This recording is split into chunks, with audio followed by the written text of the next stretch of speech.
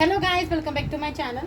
तो आज है बच्चों का सबसे फेवरेट चैप्टर, ठीक है, सबसे फेवरेट चैप्टर जिसमें तो काफ़ी बच्चों ने पीएचडी भी कर रखी होती है, ठीक है। सबसे फेवरेट चैप्टर जो है ह्यूमन रिप्रोडक्शन, ठीक है, जो है ह्यूमन रिप्रोडक्शन। तो हम स्टार्ट करते हैं ह्यूमन रिप्रोडक्शन चैप्टर के साथ। क्या क्या चीज़ें आपको पढ़नी है, ये मोस्ट इंपॉर्टेंट चैप्टर और काफ़ी बड़ा भी चैप्टर, ठीक है। सेक्सुअल रिप्रोडक्शन फ्लावरिंग प्लांट्स के लगभग बराबर ही चैप्टर है और इसमें से काफ़ी क्वेश्चंस पूछे जा सकते हैं क्योंकि इसमें आपकी थोड़ी प्रैक्टिकल नॉलेज भी चाहिए होती है, ठीक है।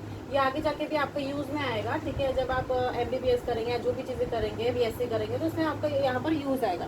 तो इसलिए आपको इस चैप्टर के बारे में काफ़ी चीज़ें बहुत अच्छे से पता होनी चाहिए, ठीक है। सबसे पहले बात, जब मैंने बोला ह्यूमन रिप्रोडक्शन, सबसे पहले हम टर्म को समझते हैं। ह्यूमन रिप्रोडक्शन यानी कि ह्यूमन्स में होने वाला रिप्रोडक्शन, जो ह्यूमन्स करते हैं रिप्रोडक्शन। चैप्टर का मतलब तो ये हुआ ना, जो ह्यूमंस करते हैं रिप्रोडक्शन। अब भाई रिप्रोडक्शन कौन होता है? जो बच्चा बहुत बोला है, जिसको पता ही नहीं है, जो पहली बार इस चैप्टर को पढ़ रहा है, तो सबसे पहले बात मैं रिप्रोडक्शन की डेफिनेशन लिखवा देती हूँ। Reproduction is a biological process, ठीक है। बहुत बच्चे इसको केमिकल प्रोसेस, कहीं कहीं केमिकल का लोचा होता है, क्या नहीं होता है।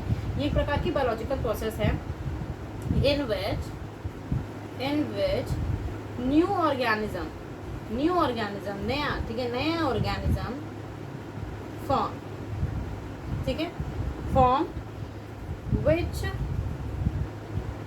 मतलब आप ऐसे कह सकते हैं कि human reproduction is a biological process in which a new organism is form, ठीक है, जो कि सिमिलर होता है विद देयर पेरेंट्स, अब यहाँ पर दो चीजें आती है। मैंने बोला reproduction is a biological process in which an organism give rise to young one similar to itself, ठीक है। और देखिए सिमिलर क्यों लिखा मैंने, आइडेंटिकल क्यों नहीं लिखा? आपके केस में दो क्वेश्चन आएगा, ठीक है। अब आइडेंटिकल मैंने क्यों लिखा? आइडेंटिकल का मतलब होता है, आइडेंटिकल का मतलब पता है क्या होता है? ये मार्कर है, ठीक है, ये मार्कर का बच्चा हुआ, मार्कर दोनों सेम दिखते हैं, मार्कर दोनों सेम दिखते हैं, ठीक है। मार्कर और मार्कर में कोई भी फर्क नहीं है। मान लीजिए ये एक ऑर्गेनिज्म था, उसने रिप्रोड्यूस किया, ये दूसरा ऑर्गेनिज्म बना दिया, दोनों सेम दिखते हैं, ठीक है। ना इनका हाइट में फर्क, ना इनके लेंथ में फर्क, दोनों सेम दिखते हैं। तो ये हो गए आइडेंटिकल कॉपीज, जिन्हें हम क्लोन भी कहते हैं। पर यहाँ पर क्लोन नहीं बनते हैं, यहाँ पर सिमिलर इंडिविजुअल बनते हैं। क्या आप अपने पेरेंट्स अपने पापा मम्मी से बिल्कुल हूबहू दिखते हैं? जैसे श्रीदेवी की बेटी है, ठीक है, श्रीदेवी की जैसे बेटी है, क्या वो बिल्कुल श्रीदेवी की जैसे दिखती है? नहीं दिखती ना, काफ़ी ज़्यादा डिफरेंसेस देखने को मिलता है। ऐसे डिफरेंसेस क्यों आए? हम लोग आइडेंटिकल क्यों नहीं बने, हम लोग क्लोन्स क्यों नहीं बने? क्योंकि हमारे अंदर वेरिएशंस आ जाती हैं, क्या आ जाती हैं? वेरिएशंस आ जाती है। इतनी चीज़ नोट डाउन कर ले तो बहुत बेसिक सी चीज़ थी। अब उसके बाद मैं एक लाइन लिखूंगी। अगर आपने लिविंग वर्ल्ड चैप्टर को पढ़ रखा है, ऑफकोर्स क्लास 12 वाले बच्चों ने पढ़ रखा होगा, अगर आपने पास किया है क्लास 11 को, सो मैं लिखूंगी ऑल लिविंग ऑर्गेनिज्म। ये क्वेश्चन है, क्या ऑल लिविंग ऑर्गेनिजम्स रिप्रोड्यूस? ये आपसे क्वेश्चन है, क्या ऑल लिविंग ऑर्गेनिज्म रिप्रोड्यूस करते हैं? ट्रू और फॉल्स, ठीक है। पॉज करिए वीडियो को और बताओ। ये आपका रिवीजन होगा, ये आपको क्लास 11 की नॉलेज को चेक करेगा। क्या ऑल लिविंग ऑर्गेनिजम्स रिप्रोड्यूस करते हैं? जिन बच्चों ने भी ट्रू आंसर दिया है भाई, वो तो एक थप्पड़ लगा लो अपने गालों पे, ठीक है। पहली बात, मतलब आपने क्लास 11 को अच्छे से नहीं पढ़ रखा।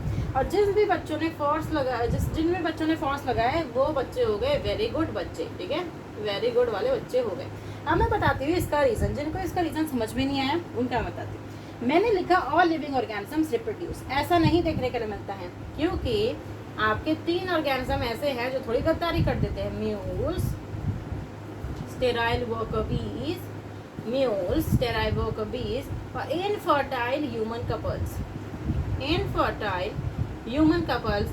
ये 3 ऐसे ऑर्गेनिजम्स हैं जो कि रिप्रोड्यूस नहीं करते हैं। ये लिविंग वर्ल्ड में ही दे रखा है, जो कि बिल्कुल भी रिप्रोड्यूस नहीं करते हैं। They do not reproduce at all. अब देखो, ऑल लिविंग ऑर्गेनिज्म, क्या ये लिविंग ऑर्गेनिज्म नहीं है? खच्चा लिविंग ऑर्गेनिज्म में खाता है, पीता है, रिप्रोड्यूस करता है, सब कुछ करता है, चलता है, दौड़ता है। स्टेराइल वर्कर बीज खाती है, पीती है, सब कुछ करती है। इनफर्टाइल ह्यूमन कपल खाते हैं, पीते हैं, अगर आप उन्हें थप्पड़ मारोगे तो वो भी आपको, वो कॉन्शियस भी है, सब कुछ है, पर वो सिर्फ एक चीज़ नहीं कर पा रहे हैं, वो क्या है? रिप्रोडक्शन नहीं कर पा रहे। तो आप बताइए, क्या मान लीजिए ये चिंटू है, ठीक है, चिंटू रिप्रोड्यूस नहीं कर पा रहा है, किसी भी XYZ रीजन के कारण चिंटू रिप्रोड्यूस नहीं कर पा रहा है, तो मैं क्या चिंटू को नॉन लिविंग कह दूंगी? नहीं कहूंगी ना, ये तो चिंटू के प्रति गद्दारी हो जाएगी। आगे मैंने चिंटू को नॉन लिविंग कह दिया तो चिंटू बोलेगा अगर मैं रिप्रोड्यूस नहीं करूँ तो क्या तुम मुझे नॉन लिविंग कहोगे? ऐसी बात नहीं है ना। तो यहाँ पर अगर ऑल लिविंग ऑर्गेनिजम्स की जगह अगर मैं यहाँ पर मेजॉरिटी लिख देती, तो ये स्टेटमेंट बिल्कुल सही हो जाता कि majority of living organisms reproduce. बिल्कुल सही बात है, मेजॉरिटी ज़्यादातर लिविंग ऑर्गेनिजम्स जो है रिप्रोड्यूस करते हैं। अब मैं आपसे बोलूँ, क्या रिप्रोडक्शन एक डिफाइनिंग प्रॉपर्टी हुई कि नहीं? ट्रू और फॉल्स, ठीक है, ट्रू और फॉल्स, ठीक है, ये आपका क्वेश्चन है। अगर आपने ट्रू बोला है फिर से अपने गालों पे थप्पड़ लगाया, अगर आपने फॉल्स बोला है तो very good. Reproduction is not a defining property, reproduction is not a defining property. उसका रीजन है, डिफाइनिंग प्रॉपर्टी वो होती है जो कि 100% लिविंग में हो, 100%, मैं शॉर्ट फॉर्म में लिखूंगी, 100% लिविंग में हो और 0% नॉन लिविंग में हो। अब मुझे एक ये बात बताइए, 100% लिविंग, ये ऑर्गेनिजम्स भी लिविंग है, ये ऑर्गेनिजम्स भी लिविंग है, पर ये तो रिप्रोड्यूस नहीं कर रहे हैं ना, ये तो रिप्रोड्यूस नहीं कर रहे हैं, तो क्या 100% लिविंग है? नहीं है। तो reproduction is not a defining property. इसको नोट डाउन कर लीजिए, फिर मैं आगे बताती हूँ। देखिए, मैंने बोला reproduction is not a defining property, तो रिप्रोडक्शन क्या होगा? अगर वो डिफाइनिंग प्रॉपर्टी नहीं है तो रिप्रोडक्शन क्या बन जाएगा? रिप्रोडक्शन अगर एक डिफाइनिंग प्रॉपर्टी नहीं होगा तो वो एक फंडामेंटल या फिर कैरेक्टरिस्टिक प्रॉपर्टी बन जाएगा। तो फिर वो एक फंडामेंटल या फिर कैरेक्टरिस्टिक प्रॉपर्टी बन जाएगा, कैरेक्टरिस्टिक प्रॉपर्टी बन जाएगा। ये चीज़ें समझ में आती है, इसको आप नोट डाउन कर लीजिए। अब मैं बात करना चाहती हूँ अबाउट प्री फर्टिलाइजेशन, प्री-फर्टिलाइजेशन कि प्री फर्टिलाइजेशन या प्री रिप्रोडक्टिव का क्या मतलब होता है? प्री रिप्रोडक्टिव का क्या मतलब होता है, ठीक है, और रिप्रोडक्टिव और फर्टिलाइजेशन का मतलब क्या होता है? ये सब सेम चीज़ है, ठीक है, ये सब सेम चीज़ है। और पोस्ट रिप्रोडक्टिव या पोस्ट फर्टिलाइजेशन का मतलब क्या होता है? पोस्ट रिप्रोडक्टिव या फिर पोस्ट फर्टिलाइजेशन का मतलब क्या होता है? इन तीन चीज़ों का मतलब मैं आपको बताना चाहती हूँ। देखिए जी, प्री फर्टिलाइजेशन या प्री रिप्रोडक्टिव या फिर फर्टिलाइजेशन और पोस्ट रिप्रोडक्टिव या फिर पोस्ट फर्टिलाइजेशन, इनका मतलब क्या क्या है, ठीक है, ये चीज़ आपको समझ में आनी चाहिए। अगर मैं इनके मतलब की बात करूँ, प्री रिप्रोडक्टिव का मतलब है रिप्रोडक्शन से जो पहले हो। भाई यहाँ पर तो असली चीज़ चल रही है, यहाँ तो रिप्रोडक्शन चल रहा है, ठीक है, रिप्रोडक्शन चल रहा है। रिप्रोडक्शन में फ्यूजन ऑफ गैमेट्स होता है, यानी कि फर्टिलाइजेशन होता है। फर्टिलाइजेशन से क्या बनता है? जाइगोट बन जाता है जी, जाइगोट बन जाता है। इतनी चीज़ तो पता होगी, इतनी चीज़ तो बेसिक है, इतनी चीज़ तो 8th क्लास के बच्चों को पता होता है। रिप्रोडक्टिव का मतलब है जहाँ पर रिप्रोडक्शन चल रही है। फर्टिलाइजेशन का मतलब है जहाँ फर्टिलाइजेशन हुई। अगर जहाँ पर रिप्रोडक्शन हो रहा है तो पक्का वहाँ फर्टिलाइजेशन हुई होगी। फर्टिलाइजेशन का मतलब होता है फ्यूजन ऑफ गैमेट्स। फर्टिलाइजेशन का क्या मतलब होता है? फ्यूजन ऑफ गैमेट्स, और फिर क्या बन जाता है? जायगोट बन जाता है। क्या बन जाता है? जायगोट बन जाता है। प्री रिप्रोडक्टिव का मतलब है रिप्रोडक्शन से पहले जो चीज़ हो, ठीक है, रिप्रोडक्शन से पहले जो चीज़ हो। तो रिप्रोडक्शन से पहले होती है गैमीटोजेनेसिस। अब आप खुद से सोचिए, फर्टिलाइजेशन का मतलब होता है फ्यूजन ऑफ टू गैमेट्स। एक मेल से आएगा गैमेट, एक फीमेल से आएगा गैमेट, दोनों को मिक्स कर देंगे, ठीक है, फ्यूजन ऑफ गैमेट्स हो जाएगा। तो भाई पहले गैमेट तो बनाओ ना, आपने गैमेट ही नहीं बनाया तो गैमेट क्या आसमान से उतरेंगे? नहीं उतरेंगे। तो पहले आपको गैमेट बनाना पड़ेगा, यानी कि गैमेटोजेनेसिस। गैमेटो का मतलब गैमेट, जेनेसिस का मतलब होता है फॉर्मेशन। आप लिख सकते हो, जेनेसिस का मतलब होता है फॉर्मेशन। दूसरा स्टेप होगा गैमीट ट्रांसफर। गैमीट ट्रांसफर, जिसको हम ह्यूमंस के केस में इंसेमिनेशन भी कह सकते हैं। इंसेमिनेशन भी कह सकते हैं। इंसेमिनेशन का मतलब होता है transfer of sperms into the female genital tract. Transfer of sperms into the female genital tract, ठीक है। मैं फिर से रिपीट कर देती हूँ। मैंने लिखा प्री फर्टिलाइजेशन या प्री रिप्रोडक्टिव इवेंट जिसमें गैमेटोजेनेसिस और गैमेट ट्रांसफर आता है, जिसे हम इंसेमिनेशन कह सकते हैं। रिप्रोडक्टिव या फिर फर्टिलाइजेशन वाली इवेंट जिसमें आपका रिप्रोडक्शन या फिर फर्टिलाइजेशन आता है, फिर उसके बाद जाइगोट की फॉर्मेशन हो जाएगा। पोस्ट रिप्रोडक्टिव मतलब पूरी तरीके से अब रिप्रोडक्शन हो चुका है। आपने पहले पढ़ा होगा कि जाइगोट बन जाता है, ठीक है, जाइगोट बन जाता है। जाइगोट के बाद बनना होता है एम्ब्रियो को, ठीक है। तो यहाँ पर क्या होगा? एम्ब्रियो के बनने के बाद इम्प्लांटेशन होगी, ठीक है, इम्प्लांटेशन होगी, और होगा जेस्टेशन। आप अभी लिख लीजिए, फिर मैं और डिटेल में चीज़ों को बताऊंगी, जिससे नोट डाउन कर सकते हैं। आगे थोड़ा बढ़ते हैं, इनके और भी ज़्यादा डिटेल में इनके क्या क्या स्टेप्स आपको देखने के लिए मिलेंगे, उनकी बात करते हैं। सबसे पहली बात 2 लाइन लिखिएगा जो बहुत ज़्यादा इंपॉर्टेंट है। दैट ह्यूमंस, और आई थिंक काफ़ी सारे बच्चों को ये चीज़ पता होगी, that humans are sexually reproducing. ऐसा मतलब मुझे लगता है कोई भी बच्चा होगा जिसको पता ऐसा लगता होगा कि ह्यूमंस सेक्सुअली रिप्रोड्यूस करते हैं। ह्यूमंस आर सेक्सुअली रिप्रोड्यूसिंग, ठीक है। 2 पेरेंट की इन्वॉल्वमेंट होगी, एक मेल हो जाएगा और एक फीमेल हो जाएगी। जिसको समझ में आती है, ठीक है। दूसरी चीज़, एंड आर वीवी पैरस। कभी आपने देखा है किसी मतलब लिविंग किसी भी ह्यूमंस ने अंडे दिए हो? नहीं देते ना। वीवी पैरस का मतलब होता है giving rise to young ones, ठीक है। बच्चों को जन्म देना ही वीवी पैरस कहलाता है, वीवी पैरस कहलाता है, ठीक है। अब आपको कुछ रिप्रोडक्टिव इवेंट्स के बारे में पता होना चाहिए। क्या क्या है? सबसे पहला मैं बिल्कुल ऑर्डर वाइज चलूंगी। सबसे पहला इवेंट होता है गैमीटोजेनेसिस। सबसे पहले आप बनाइए गैमेट आपको मेल गैमेट बनाना है और फीमेल गैमेट बनाना है। दूसरा होता है इंसेमिनेशन। भाई आप ये बताइए आपने मेल गैमेट बना लिया, ठीक है। मान लीजिए ये पिंकी है, ये चिंटू है, ठीक है। ये पिंकी है, पिंकी की चोटी बना लीजिए, चिंटू के ऐसे बाल बना लीजिए। अब पिंकी और चिंटू ने, पिंकू ने बनाया मेल गैमेट, पिंकी ने बनाया फीमेल गैमेट। अब भाई इसको इसमें पहुंचाना तो पड़ेगा ना, मेल गैमेट को फीमेल गैमेट में पहुंचाना तो पड़ेगा। मैं कैसे पहुंचाऊं? तो वो प्रोसेस कहलाती है इंसेमिनेशन, जिससे आप क्या कर सकते हो। मैं इंसेमिनेशन को लिख देती हूँ। गैमेटोजेनेसिस का मतलब होता है formation of male and female gametes, formation of male and female gametes, formation of male and female gametes. Insemination का मतलब होता है ट्रांसफर ऑफ स्पर्म्स, हमारे में तो स्पर्म से बनता है ह्यूमंस में, into the female genital tract, female genital tract. ये डेफिनेशन अच्छे से लिख लीजिए। पूछा जा सकता है कि what do you mean by insemination. अब इंसेमिनेशन से क्या समझते हैं? पहली बात मैंने बोला गैमेटोजेनेसिस, इसको 2 पार्टों में बोलो। गैमेट और जेनेसिस का मतलब होता है फॉर्मेशन, यानी कि formation of male and female gamete. अगर आपने मेल और फीमेल गैमेट को आप बना चुके हैं तो उन्हें आपको भाई मेल गैमेट को फीमेल जेनिटल ट्रैक्ट में पहुंचाना पड़ेगा, जो कि इंसेमिनेशन के थ्रू होता है, जो कि मेल एक्सटर्नल जेनिटल है, मेल उस पर रिस्पॉन्सिबल होता है। इसको हम आगे पढ़ेंगे, ठीक है। 2 प्रोसेस हो गए। अब मैं तीसरी प्रोसेस से बात करूँगी। 2 प्रोसेस मैं ऑलरेडी कवर कर चुकी हूँ, इसको मैं अपनी गलती ऊपर से आप देख सकते हैं। थर्ड प्रोसेस पे आते हैं। थर्ड प्रोसेस होगी फर्टिलाइजेशन, जिसे सिनगैमी भी कहा जाता है, ठीक है। सिनगैमी भी कहा जाता है। फर्टिलाइजेशन का मतलब होता है fusion of male and female gametes. जो आप मेल और फीमेल गैमेट्स को इंसेमिनेशन के थ्रू आसपास लाए हैं, उनका फर्टिलाइजेशन करवाना भी बहुत ज़्यादा ज़रूरी है। तो fusion of male and female gametes. चौथी प्रोसेस होती है इम्प्लांटेशन। क्या होती है? इम्प्लांटेशन। आप देखिए इम्प्लांटेशन, आई थिंक आपको ये 3 प्रोसेस तो आपको बहुत आसानी से समझ में आ गई होगी। Gametogenesis, insemination, fertilization. I think आप लोगों को इम्प्लांटेशन में थोड़ा सा आपको दिक्कत होगी, तो मैं आपको बताती हूँ। देखिए मैंने मान लीजिए ये ऐसे बना दिया, ठीक है। ये ऐसे बना दिया, आपको ये बना दिया यूट्रस, ठीक है।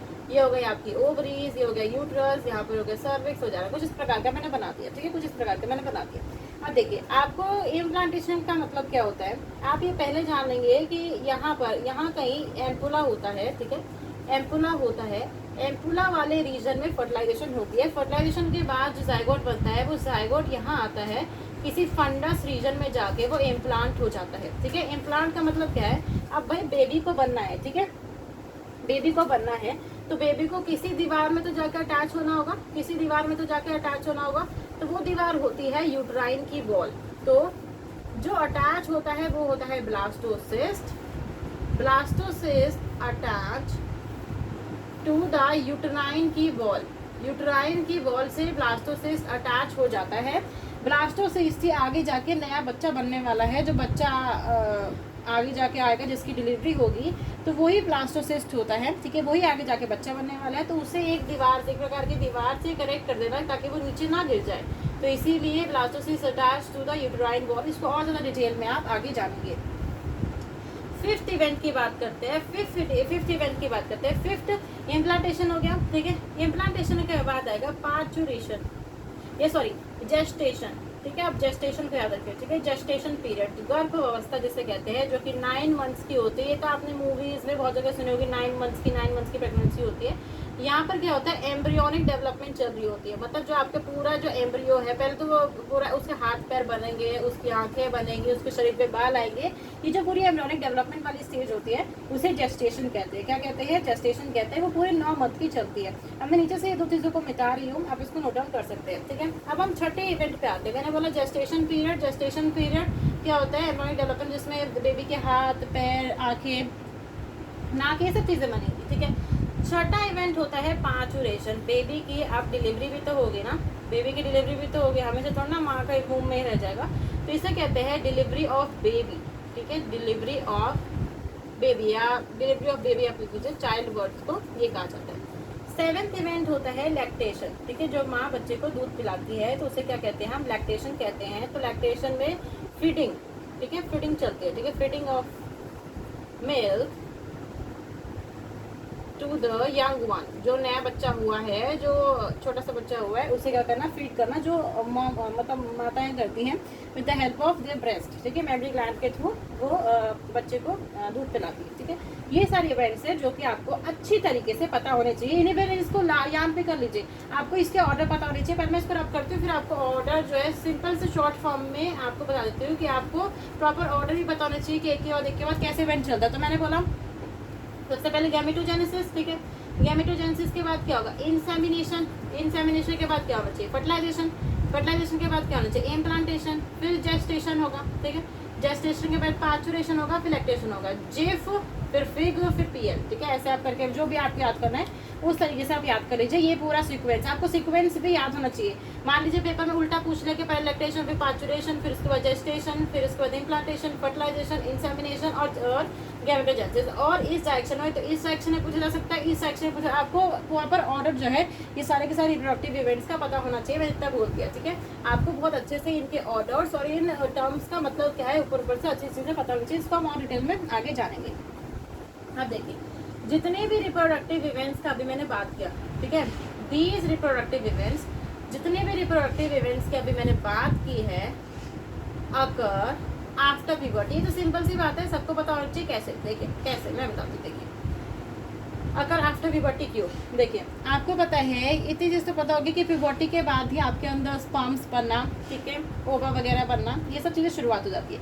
फीमेल्स में एम्ब्रियोनिक डेवलपमेंट में बनता है, पर वो मियोसिस की स्टेज पे आप कह सकते हैं अरेस्ट हो जाता है। तो आप अगर अच्छी तरीके से बोले तो प्यूबर्टी के बाद गैमेटोजेनेसिस होती है, गैमीट्स बनते हैं। गैमीट्स के बाद तब फर्टिलाइजर होगा, ठीक है, फर्टिलाइजेशन होगा। तो क्या बताइए कि 10-12 साल का बच्चा या 6-7 साल का बच्चा क्या यंग वन दे सकता है? नहीं देख सकता ना, वो रिप्रोड्यूस भी नहीं कर सकता, क्योंकि अब उसके अंदर गोनाड्स की डेवलपमेंट ही नहीं है, उसके टेस्टिस और ओवरी ढंग से बने ही नहीं है, उसमें अभी गैमेटोजेनेसिस चल ही नहीं रही है। तो ये जितने भी मैं रिप्रोडक्टिव इवेंट्स बोले हैं वो आफ्टर प्यूबर्टी देखने के लिए मिलेंगे, ठीक है। ऑल द रिप्रोडक्टिव इवेंट्स जितने भी मैंने अभी जिन की बात करी वो सारे के सारे आफ्टर प्यूबर्टी देखने के लिए मिलेंगे। अब आपको 2 टर्म के बारे में पता होना चाहिए, वो क्या है, formation of sperms. Formation of sperms continue रहते हैं इवन इन ओल्ड मैन। मतलब आप इससे क्या समझते हैं, इससे आप क्या समझते हैं? देखिए, जो भी बुढ़ा आदमी मान लीजिए 60 साल का है, 70 साल का है, 65 साल का है, उसमें स्पर्म्स बनते रहेंगे, ठीक है। जो उसमें स्पर्मेटोजेनेसिस की प्रोसेस है वो चलती रहेगी, चलती रहेगी, चलती रहेगी, पूरे लाइफ पर उसके चलती रहेगी। पर ये ज़रूर होगा कि पहले जब वो यंग था तो उसमें 200 से 300 मिलियन स्पर्म्स जो है बनते थे, पर अब ज़्यादा नहीं, 1000 में रह गए होंगे, ठीक है। अब मतलब कि जो स्पर्म की काउंट की जो उसके, देखो वो रिप्रोडक्शन तब भी कर सकता है, कोई बुढ़ा भी है वो तब भी रिप्रोड्यूस कर सकता है, पर जो इफेक्ट मतलब कि रिप्रोडक्शन ज़रूरी नहीं है कि वो यंग वन को बना दे, क्योंकि स्पर्म का काउंट बहुत कम है। अगर आपको रिप्रोडक्शन कर रहे हैं किसी यंग वन को बनाना है तो लगभग 200 से 300 मिलियन स्पर्म्स होने चाहिए, पर इस केस में इतने नहीं है। धीरे धीरे एज के साथ जो स्पर्म्स का काउंट है वो कम होता रहता है। पर हम ये जरूर कह सकते हैं कि जो ओल्ड मैन है उसमें फॉर्मेशन ऑफ स्पर्म्स होता रहता है। दूसरा टर्म कि जो फॉर्मेशन ऑफ ओवा है, ठीक है, ओवा जो कि फीमेल्स में देखने के लिए मिलता है, इसमें ऐसा कुछ नहीं है, वो सीज हो जाता है। Cease is around the age of 50 years. तो मैं आपको ये चीज़ बता दूँ जो मैंने यहाँ पर 50 ईयर्स लिखा है, पहली बात आपको ये चीज़ याद होनी चाहिए बहुत अच्छे से, ठीक है। 50 ये चीज़ पूरा हो सकता है कि किस एज पे बंद हो जाता है, लगभग 50 से 55 की, कुछ वुमेन्स में 45 की एज पे बंद हो जाता है फॉर्मेशन ऑफ ओवम,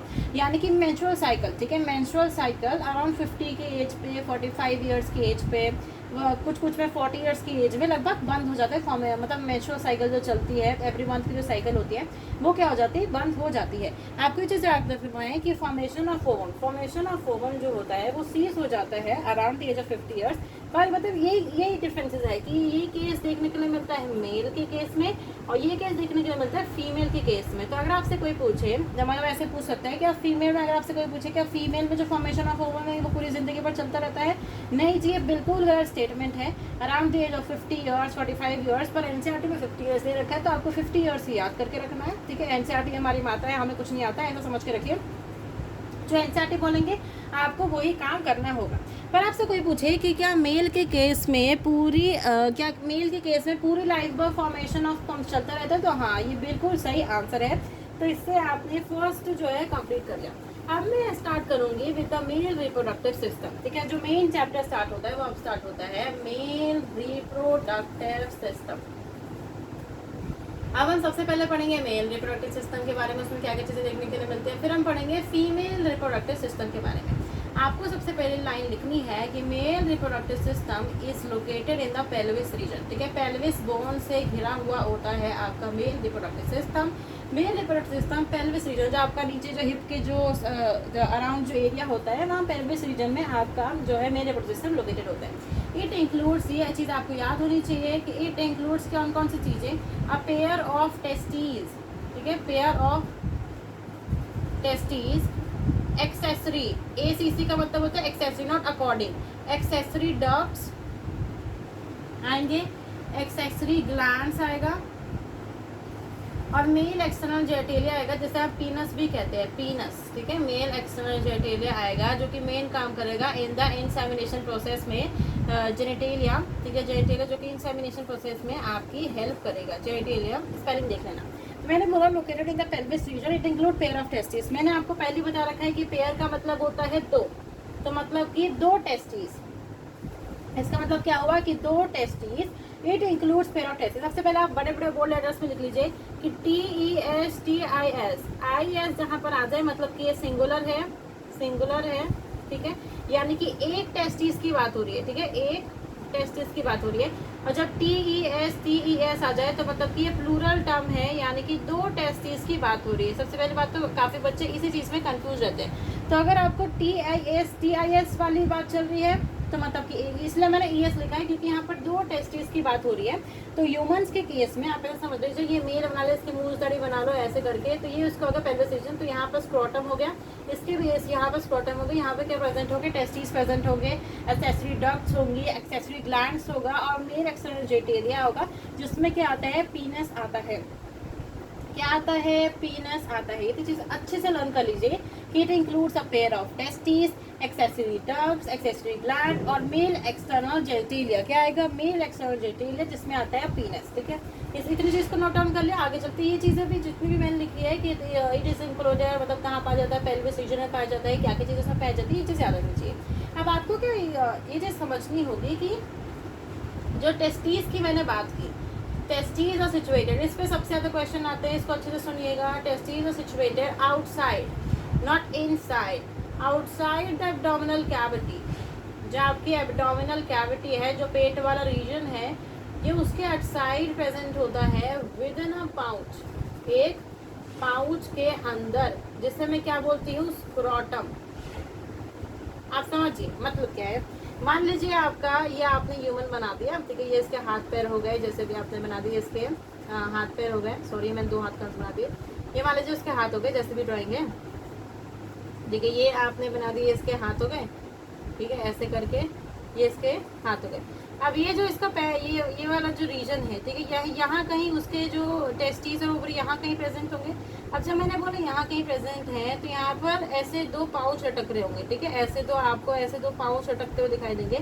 इन्हीं को हम बोलते हैं स्क्रोटम। क्या बोलते हैं? स्क्रोटम बोलते हैं। क्या बोलते हैं? स्क्रोटम बोलते हैं। तो testes are situated outside the abdominal cavity. Testes आपके यहाँ पेट वाले रीजन में नहीं होती है, वो आउटसाइड द एब्डोमिनल कैविटी एक पाउच के अंदर होती है। आउटसाइड द एब्डोमिनल कैविटी क्यों है, ठीक है, इसका भी रीज़न है, पर उसका रीज़न मैं कल बताऊँ क्योंकि क्लास थोड़ी लंबी हो गई है, ठीक है, इतनी क्लासें हम रखते हैं। तो पहले इतनी चीज़ को आप याद करके आइएगा कि पेट वाले रीजन में नहीं होता है, outside the abdominal cavity present होता है एक पाउच के अंदर, ठीक है। सो ये थी चीज़ें जो मैंने बताई है। आज थोड़ा इंट्रोडक्टरी पार्ट थे, इसको आप अच्छे से लर्न करके आइएगा, ठीक है। अगर आपको आगे की चीज़ अगर आप पढ़ सकते हो एनसीईआरटी से, तो उसको पढ़ के आइएगा, आपको बहुत अच्छे से चीज़ें समझ में आएगी। तो please subscribe to my channel. Human reproduction पढ़ने के लिए वापस आइएगा इस लेक्चर को देखने के लिए, तो please subscribe to my channel कि आप इसको सब्सक्राइब करिए, ठीक है, शेयर करिए, लाइक करिए। अगर आपको अच्छा लगे तो ज़्यादा से ज़्यादा लोगों को बताइए कि यहाँ पर एनसीईआरटी लाइन बाय लाइन चीज़ें जो है बच्चों को पढ़ाई जाती है, अच्छे से लर्न करवाई जाती है। Thank you.